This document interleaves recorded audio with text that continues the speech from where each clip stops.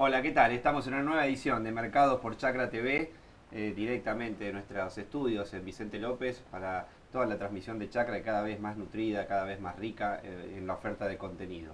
Y estamos inaugurando, según algunos interpretan, analizan, una nueva era. El triunfo de Donald Trump en Estados Unidos realmente ha trastocado la organización del mundo, por decirlo grandilocuentemente, aunque bueno, pareciera que poco a poco se va perdiendo el miedo a este personaje, dicho con todo el respeto, por supuesto, que se merece una persona que ha conseguido tantos votos de sus connacionales, que bueno, que ha tratado de ir moderando su discurso a partir de su triunfo. Hoy pareciera que todo lo que hacía en la campaña electoral era más para imponer sus ideas, su discurso y atraer a su público, como evidentemente lo ha logrado, y ahora pareciera que está más volcado a ciertas políticas más relacionadas con el equilibrio, lo que se esperaba de un político que tiene tamaña responsabilidad conduciendo la principal potencia del mundo. Eso por supuesto tiene mucho impacto también sobre el mercado de granos y toda la producción agropecuaria en general, con lo que ello implica para Argentina, un país muy importante en la producción de granos. Bueno, y justo coincidió el triunfo rutilante de Donald Trump el martes a la noche, madrugada del miércoles, con un informe de los tantos que emite mensualmente el Departamento de Agricultura de Estados Unidos, el USDA, que de alguna manera también contribuyó a ese cóctel para que los granos, en principio en las primeras horas, tuvieran una leve baja asociado a los buenos niveles de stock que se esperan en Estados Unidos tras la cosecha que ya está en las etapas finales. Así que bueno, estamos en este nuevo escenario para analizarlo con Matías y con Federico. Bueno, ¿qué sensaciones les queda? Bueno, muchas gracias. Sí, la realidad es que ningún analista esperaba un triunfo de Trump O no esperaba o fundamentalmente no lo o no deseaba. deseaba, era más un deseo, me parece Que una certeza, claro, tal cual. un análisis serio. Así que la verdad es que pateó un poco el tablero, sobre todo en el comercio internacional que puede llegar a presentar Trump para este nuevo Estados Unidos. Y en este nuevo reacomodamiento veremos cómo se termina acomodando Argentina como un principal o por lo menos aliado comercial. ¿Sí? Sabemos que mucha carne, muchas frutas, muchos granos pasan van de acá de Argentina hacia Estados Unidos. Veremos a ver cómo empieza a darle esa nueva impronta a la comercialización este nuevo presidente, ¿no? Y bueno, de corto plazo lo que está pasando y lo que podemos llegar a visorar ahora es cómo juegan el tema de las monedas, cómo está fluctuando el petróleo, que también es otra variable importante en este nuevo gobierno, y sin duda cómo eso repercute en los commodities agrícolas, tanto en la soja como el maíz, que por el momento viene también con reportes muy bajistas, en función de una muy buena producción que están alcanzando. Así que, a ver, para ir a lo concreto, el petróleo prácticamente no ha movido ahora, pero la política de este nuevo candidato lo que presupone es que va a fomentar el uso del petróleo, la demanda de petróleo va a seguir estando, por ahí no tanto la de los biocombustibles, habrá que ver cómo eso juega en los precios. Pero por ahora no está subiendo el petróleo, por lo menos estos días no estuvo subiendo. Hay que ver qué es lo que pasa. El tema de las monedas es otra, que sí, ahí se estuvo apreciando el dólar. Eso no ayuda a los commodities agrícolas. ¿Por qué? Porque obviamente al cotizar en esa moneda y al fortalecerse el dólar, para los países compradores obviamente se les encarece el producto que demandan, ¿sí? Sea soja, etanol, aceites y demás. Con lo cual eso no ayuda para los granos y es lo que está pasando ahora, que se está bien apreciando el dólar frente al euro, que por ejemplo es la principal moneda que demanda, si quieren, el complejo sojero. Así que eso Ahí, es lo que... claro, Sí, ahí vamos a ver en una placa, en el análisis del centro del programa, que el mayor impacto lo tiene sobre el maíz, porque digamos la transformación de maíz en etanol en reemplazo de las naftas es lo que tendría menor exacto. empuje ahora a partir de esta nueva política.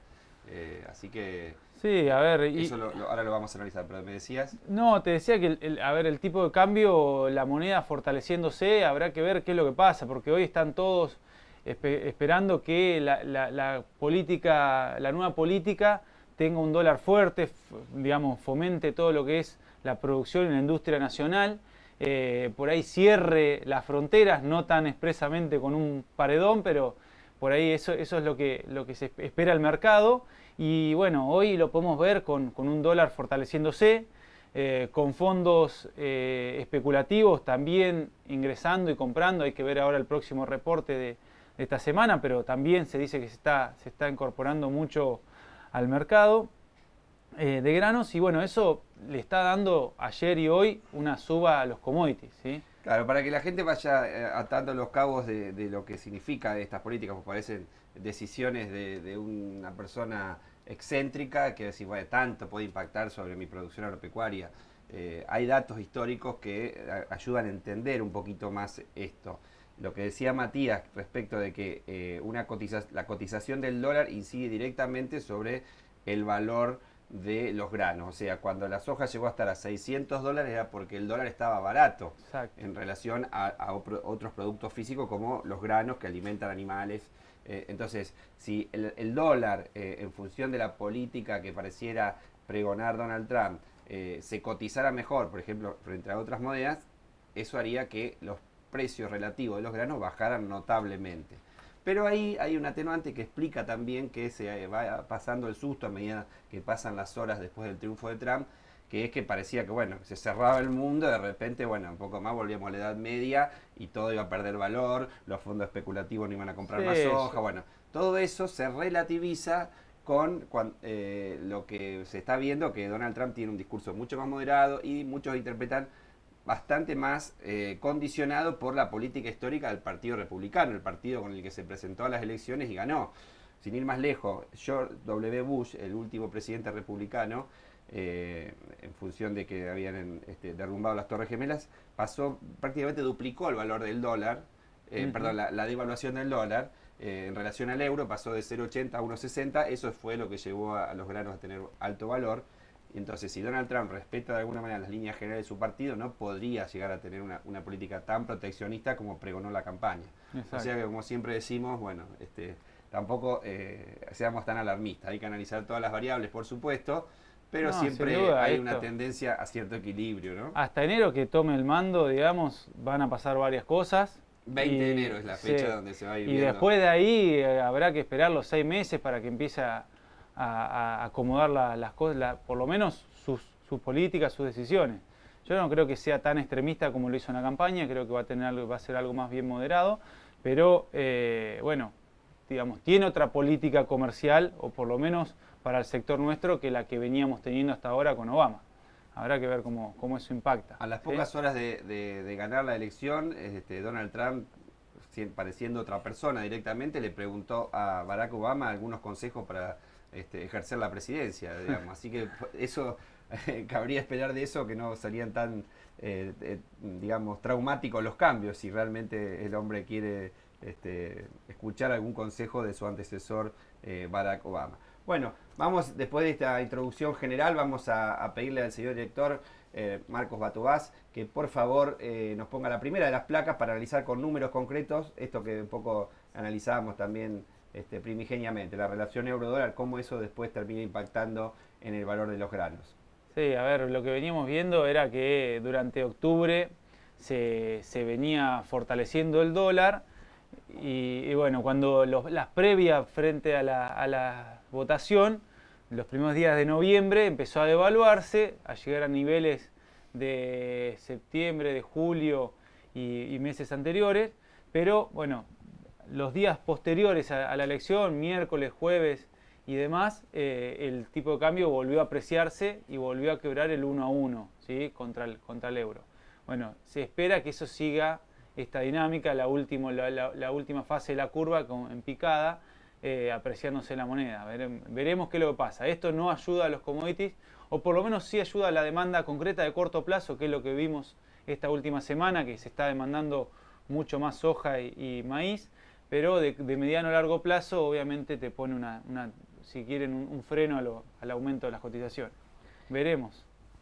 Claro. En relación a esto que decías de la cotización de soja y maíz, me hiciste acordar a la tapa de la revista Chacra, que si el señor director la puede tomar, que está saliendo en estos días a los kioscos, que entre otros temas analiza esa disyuntiva de elección entre la soja y maíz que los productores argentinos están teniendo para esta siembra de verano que ya está tomando velocidad crucero. Por supuesto que también hay otros temas como el principal que se puede comprobar, que es un informe con más de 50 testimonios de fabricantes de maquinaria agrícola sobre lo que también se está viendo como una realidad en el interior del país, en la zona fierrera, con un repunte productivo a partir de la mayor demanda de maquinaria agrícola para esta mayor área que se espera en esta campaña. El Ministerio de la Industria acaba de anunciar que se esperan 130 millones de toneladas de granos. Eso por supuesto demanda más maquinaria y redunda en mayor trabajo en las fábricas del interior y mayor incluso contratación de personal para la generación de empleo, que por supuesto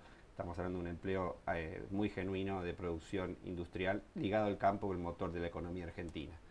Bueno, ahora vamos a la segunda de las placas, que tiene que ver con un poco el anuncio que hacíamos, el análisis del maíz, cómo esto impacta la posibilidad del fortalecimiento del precio del petróleo, digamos, puede impactar en la cotización del maíz, pensando que el maíz tiene en su precio una incidencia importante respecto a la posibilidad de usar como biocombustible. Pero bueno, pasamos en este sentido al dato de luz de ayer, que está diciendo, digamos, que hay un muy buen stock de maíz en Estados Unidos, que es un poco el que marca el precio de referencia desde Chicago.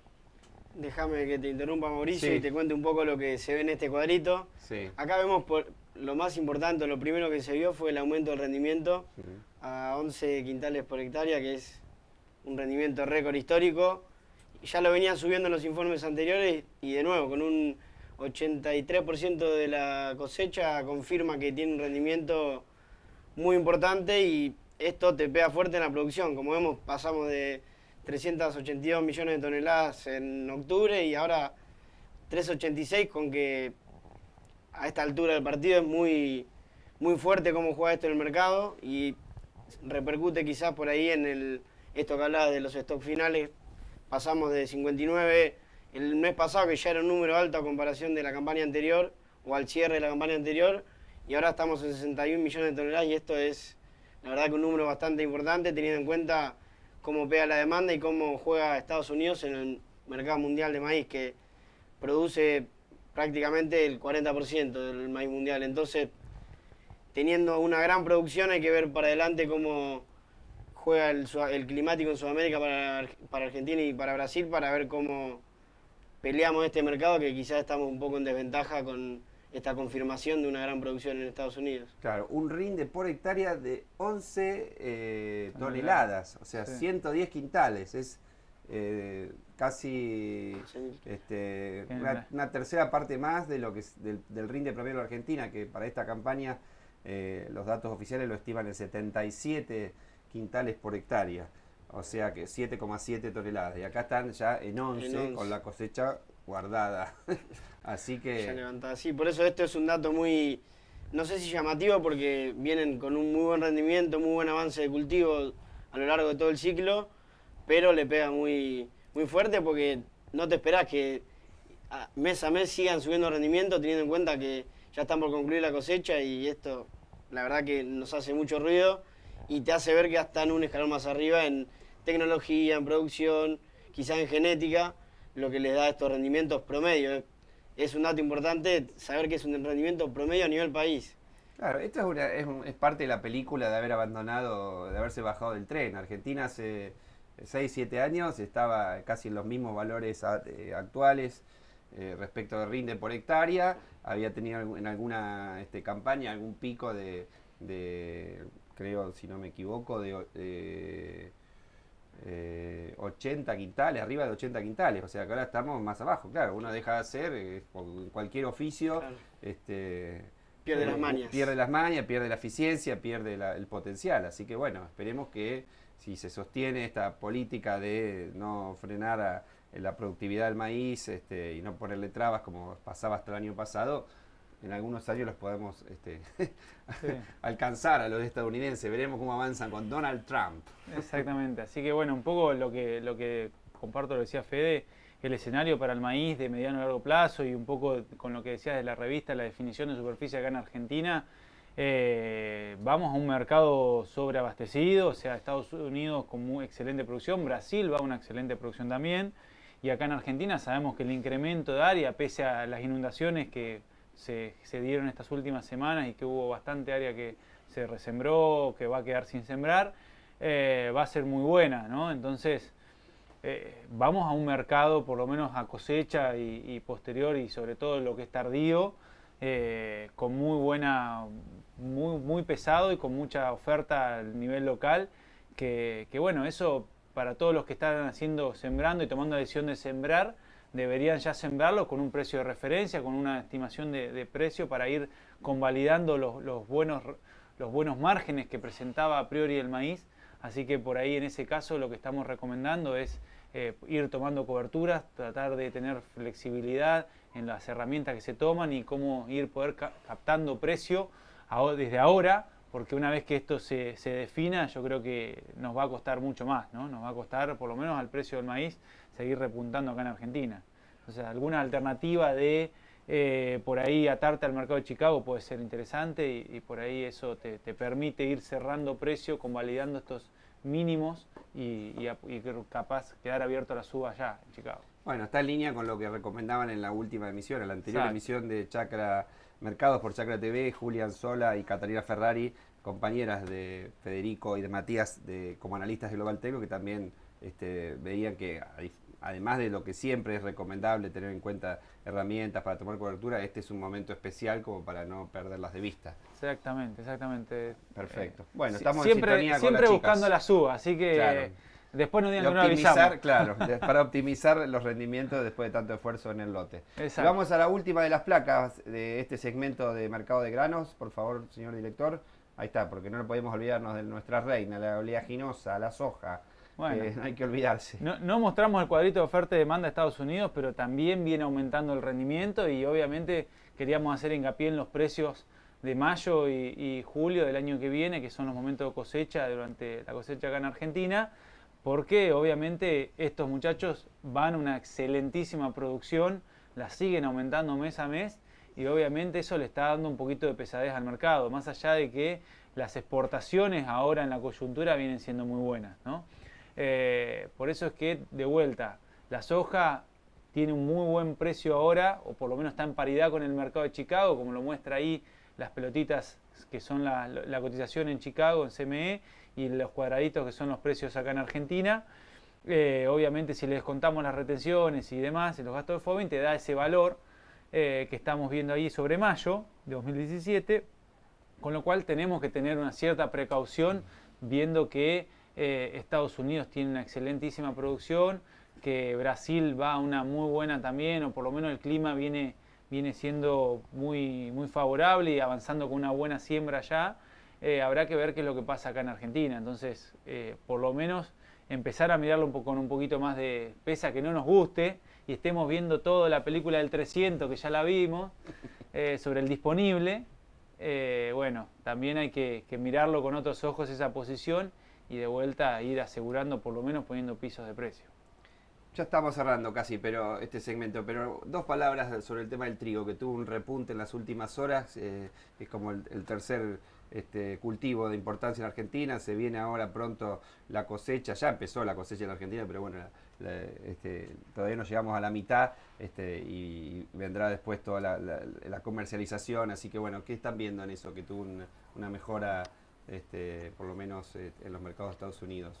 Sí, a ver, llegó a los mínimos históricos los últimos 10 años, ahora empezó a repuntar y la demanda empieza a traccionar. Entonces, eso es lo que estamos viendo hoy en Argentina puntualmente, que se están haciendo negocios FOB, negocios de exportación, y obviamente el riesgo, digamos, climático está jugando también su partido acá en Argentina y bueno, eso te está dando una posibilidad de un repunte en el precio local, ¿sí? Algo que estábamos esperando, o por lo menos esperaban todos nuestros clientes de Global Tecno, ¿no? Para poder empezar a efectuar ventas. Perfecto. Seguiremos viendo, yo creo que va a seguir esta dinámica, por lo menos en las próximas semanas, como para seguir capturando algo más de precio. Hay otro mundo con el triunfo de Donald Trump, hay que amacarse, así que se va a poner lindo. Muchas gracias, Matías Amorosi y Federico Lawrence de Global Tecnos. Ahora vamos al informe fruto hortícola con Horacio Esteban y después cerramos con todo el informe de mercados de Hacienda y carnes. Nueva semana de comercialización mayorista en el mercado central y en los mercados de toda la Argentina. Fundamentalmente, como venimos planteando ya desde hace algunos meses, el clima sigue siendo el protagonista de toda la actividad comercial. Evidentemente esto está marcando mermas en las producciones. Si a eso le sumamos que la demanda sigue retraída, que todavía no ha conformado una evolución importante hacia ir en búsqueda de un mayor consumo, evidentemente las jornadas son bastante volátiles y con diferencias día tras día.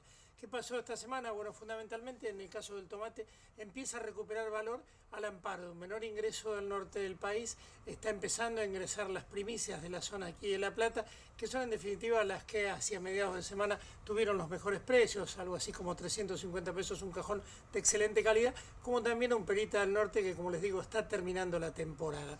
En el caso del zapallo, tendencia hacia abajo, mayores ingresos de Chaco y de Formosa, que están obviamente haciendo que ya el valor vaya disminuyendo y vaya acomodando un poco al precio que ya no tiene el valor que tenía cuando solamente Brasil manejaba la oferta.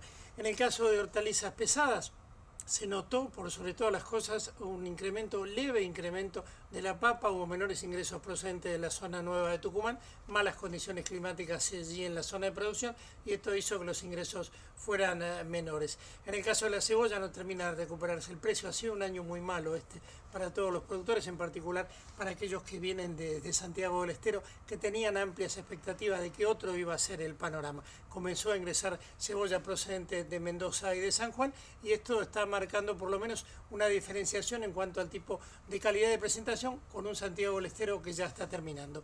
En el caso de frutas sin variantes, se empieza a notar un poquito más los mayores ingresos al mercado de damasco, de ciruela, y de a poquito la recuperación, por supuesto, en materia de los precios. Veremos qué es lo que ocurre en los próximos días. Los mercados internacionales para Argentina siguen mostrando, por supuesto, volatilidad en el caso de los precios, en particular del arándano, que ha tenido en las últimas semanas algunas complicaciones en cuanto a los envíos y a obtener un mejor precio en los mercados de ultramar.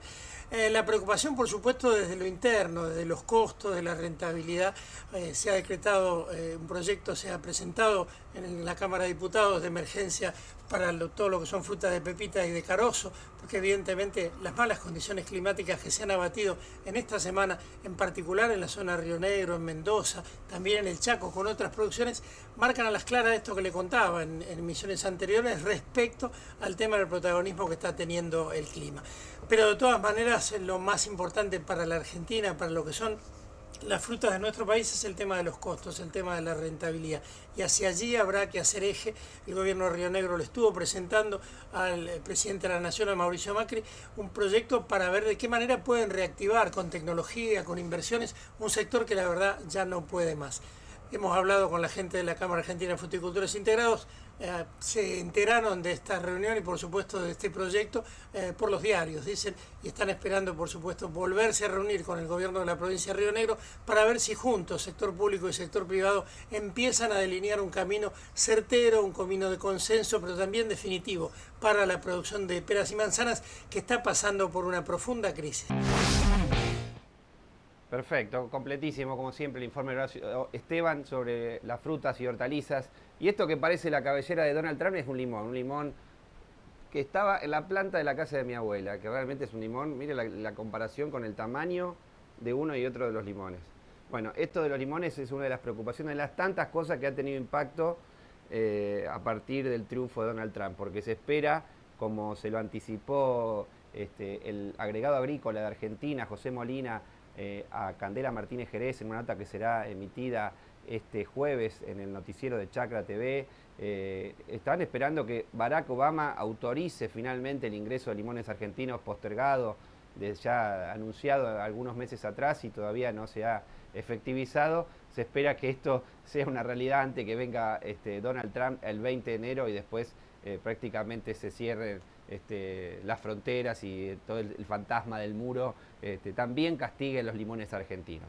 Pero bueno, Eso ya lo vamos a analizar con el especialista Horacio Esteban en nuestro segmento de Mercados por Chacra TV. Ahora pasamos a la última parte de este programa, que tiene que ver con los mercados de haciendas y carnes. Le vamos a pedir al señor director la primera de las placas, que tiene que ver con los números del mercado de Liniers. Un mercado de Liniers que sigue con las dificultades de un consumo con bolsillos flacos. La hacienda ingresada en los últimos días se encontró con una demanda muy ajustada en el poder de compra y por eso los precios promediaron hacia la baja. A pesar del buen clima del fin de semana, con una mejora en las ventas de los cortes parrilleros, los compradores asistieron al mercado con el propósito exclusivo de comprar lo justo para reponer. El consumo interno no permite pagar precios más elevados por la hacienda en pie y con una oferta que empieza a encontrar regularidad, los precios se resienten.